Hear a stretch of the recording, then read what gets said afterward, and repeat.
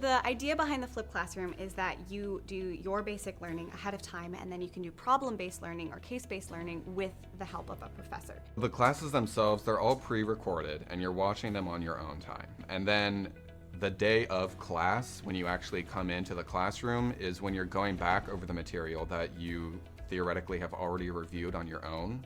So that way, by the time you finish up a day of class, you've gone over the material twice or more, depending on how much you've studied it beforehand. If you're just watching slides or reading slides, you don't really need someone who's like an expert to be there to ask questions. You can be like, okay, now I learned this pathway the best I can. I know that I have a question about this part, or I learned this condition and this isn't making sense. So then you know what questions you should ask versus going in and saying, I don't know what I don't know. Now you know what you don't know. Which is really nice because then you've seen the material beforehand and you've developed all the questions you need to ask. And then you can go and ask those and clarify everything when you're with the professor in person. I really like the flipped classroom. It works very well for me. It helps me keep on top of my information because if you don't really do the pre-material, then the flipped classroom doesn't help you as much. So it's helped me stay very on top of things.